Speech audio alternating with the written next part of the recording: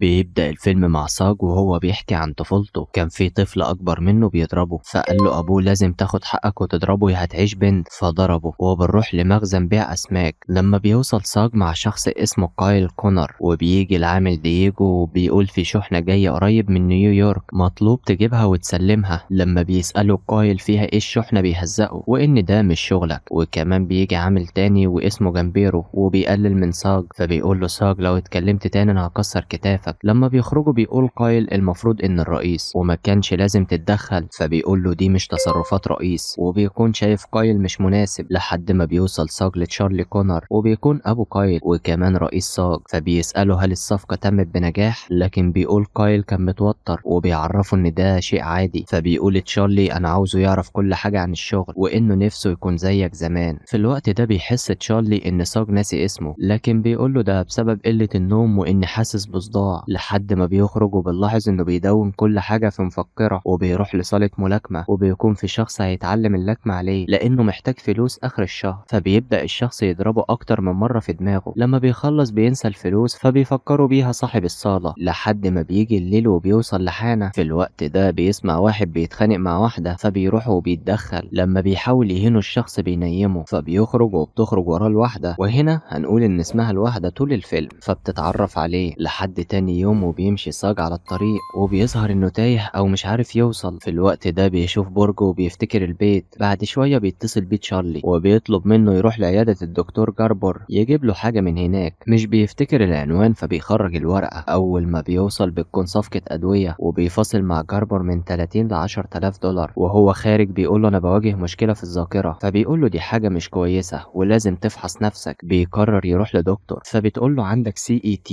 وده شائع بين لاعبي الكورة والملاكمة ناتج عن كثرة الضربات في الرأس. وبتعرفه انه ملوش علاج وان حالته متأخرة. فبتقوله في السنتين الجايين هتسوق حالتك اكتر، ولازم تشوف لو عندك اطفال او زوجة يعتنوا بيك. فبيروح ساج لحافة النهر وبيحاول يقتل نفسه، لكنه بيشوف طفلة فبيرجع في كلامه. لحد ما بيجي الليل وبيكلم واحدة اسمها ديزي وبنعرف انها بنته، فبيطلب منها تيجي تزوره، لكنها بترفض وبتقول انا عايشة حياة مستقرة. ومش بيكون فاكر اسم ابنه، فبتقول له كولان. بيحاول ياخد رقمه او عنوانه، لكنها بتقول كولين مات من سنتين. وفي تاني يوم بيروح يزوره وبيكون متأثر بموته. لحد ما بيروح لبنته، لكنها بتقابله على السلم وبتطلب منه يمشي، وبتكون مأجرة البيت واصحابه عارضينه للبيع. في الوقت ده بتخرج بنتها واسمها كيتي، لكنها بتدخلها. وبيجي ابنها دري وبيتعرف على جده. بعد شوية بيقول لها انا عازمك على عشاء الجمعة. فبيوصل البيت وبينام، لكنه بيحلم وكأنه في بحر، وبيشوف واحد وبيقول ابي، وبيقول له استمتع بالرحلة لانك هتوصل قريب. لحد تاني يوم وبيكون ساج في الشارع، فبتنادي عليه الواحدة وبتنزل وبيتمشوا مع بعض. في تاني يوم بيروح ساج مع كايل كونر لنيويورك وبيسأله عن افضل طريق لنيويورك، لكنه بيكون ناسي. لحد ما بيوصلوا فبيقول ساج يسوق في دايرة، ولما بيكون الطريق امان بيقفوا. في الوقت ده بتوصل عربية نقل كبيرة، فبيقول ساج اشوفك في بوسطن، لكنه بيقول لا انا جاي معاك ودي اوامر ابي لاني عاوز اتعلم منك. فبيركبوا العربية وبيمشوا. في الوقت ده بتظهر شرطة وراهم، وبيبدأ كايل يتوتر ويقلق جدا. علشان كده بيطلب منه ساج انه ينزل تحت الكرسي، ولما بيرفض انه ينزل بينزله بالعافية.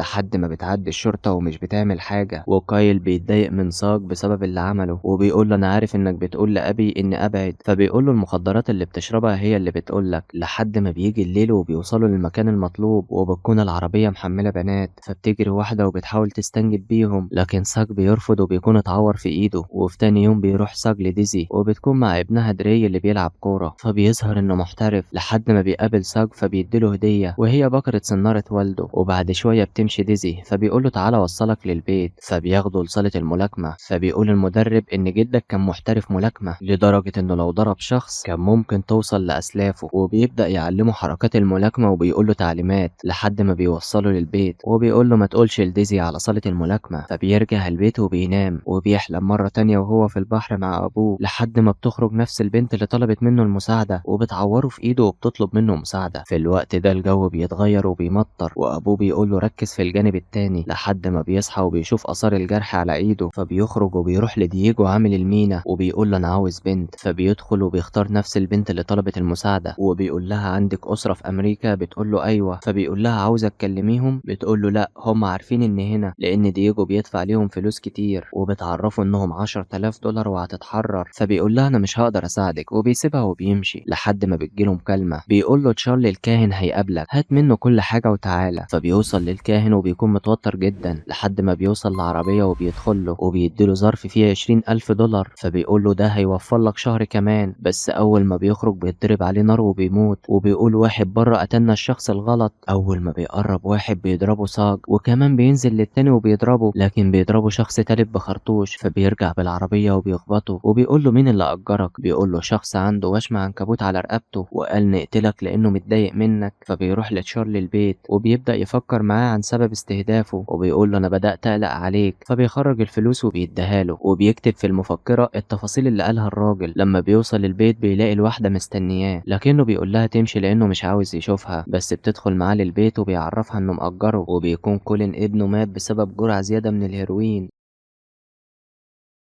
لحد ما بيخرجوا المطعم وبيكون ميعاد العشاء مع بنته، لكن بيجي الليل ومش بتيجي بنته. فبيتعصب صاج انه ممكن بعت العنوان غلط. فبتقوم وبتقول له يلا نمشي. بيقول لها هو احنا مستنيين مين؟ بتقول له بنتك. وهو خارج بيكون ناسي اسمها فبتفكره لحد ما بيوصل البيت وبينام. وبنشوف بنته وهي عنده مع الواحدة وبيقول ما كانش لازم تعرفي. وبيسأل انت ليه ما جيتيش امبارح؟ بتقول له لانك مشيت وما رجعتش. وبتعرفه انهم هيسيبوا البيت ويسافروا، ومع ذلك لو احتجت اي مساعدة كلمني. لحد ما بيجي الليل وبيصحى صاج مفزوع وبيتخيل قدامه خيالات وصوت شرطة. فبيمسك التليفون وبيقول اسمها ايه، ولما مش بيفتكر بيحاول يفتكر اي حاجة. فبيضرب في الباب لحد ما بيتعور. لحد تاني يوم وبيروح لديزي وبيقول لها عاوز دري، لكنه بيكون زعلان منه بسبب معاملته للوحدة. وبيجهزوا حاجاتهم لانهم هيمشوا. فبيعتذر له عن اللي شافه امبارح وبيقول له ان الحياة صعبة. فبيسيبوا دري وبيدخل لحد ما بيجي الليل وبينزل بيكتب 40,000 دولار مقدم منزل لديزي بنتي، وانه هيطلبه من تشارلي كونر. وبيبدأ يجهز الكلام اللي هيقوله. بس تشارلي بيقول له دكتور جاربر كان هنا وقال ان عندك مرض عقلي وللأسف مضطر انهي خدمتك. فبيقول انا لسه بخير، والدليل اني جبت الفلوس من الكاهن. بس بيسأله عن رقمه او عنوانه لكنه مش بيرد. وكايل بيهزقه وبيقول له انا مش هقدر اقبلك تشتغل معايا. وكايل بيكون مبسوط. وهو خارج بيلاحظ وشم العنكبوت على الحارس. فبيضرب الحارس وبيرجع يقول له انت اللي اجرت الناس تقتلني. فبيضرب كايل بالنار في رجله وبياخد كل فلوس تشارلي اللي في الخزنة. وبيقول له كنت جاي اطلب منك خدمة وانت بتطردني بعد 30 سنة. فبيقول له تشارلي اوعدني يفضل ابن حي. فبيقتله وبياخد الفلوس وبيروح لمحامي وبيديله فلوس مقدم منزل لبنته واتعابه. فبيرجع يروح للوحدة البيت وبيعالجها لانها عورت نفسها لحد ما بيسيبها وبينزل. فبياخد فلوس ومسدس وبيكون عند دييجو. فبيقابل جامبيرو وبيديله فلوس مقابل البنت انه يشتريها 30,000 دولار. بس بيقول له البنت دي مش للبيع والسبب انها ماتت. وبيقول له انت ما تقدرش تغير العالم. في الوقت ده بيرفع صاج عليه سلاح وبيخرج كل البنات تمشي وبينزل. فبنشوف واحد معاه سلاح وبيستخبى. اما صاج بيدي لكل بنت رزمة فلوس وبيقول لهم يمشوا. فبتشوف بنت الشخص اللي معاه المسدس وبتحذره. فبيقتلوا صاج، لكن جامبيرو بيمسك سكينة وبيطعنه، والبنت بتمسك المسدس وبتقتل جامبيرو. فبيقوم صاج وبيخرج وبيروح وبيقابل دري، ومع انه متأثر بجروحه بيقول له هتسمع عني حاجات كتير وحشة وانا حاولت اكون كويس لكن العالم مش موافق. فبياخد العربية وبيوصل للبيت وبينزل ناحية البحر وهو سامع صوت جيتار. فبيوصل للبيت اللي فيه الصوت وبيكون بيت مهجور. فبيدخله بعد شوية النهار بيطلع وبينام جوه لحد ما بيموت. وبيكون كده ساعد بنته وقدر يحرر البنات المخطوفة، وكمان قضى على تشارلي وكايل وبوظ شغل جامبيرو ودييجو. اعتقد ان دي النهاية المناسبة ليه. يا ريت تقولوا لنا رأيكم. ولحد هنا بينتهي الفيلم بتاعنا. بتمنى يكون عجبكم، وما تنسوش تعملوا لنا لايك وتشتركوا معنا في القناة وتفعلوا جرس الإشعارات علشان يوصل لكم كل جديد.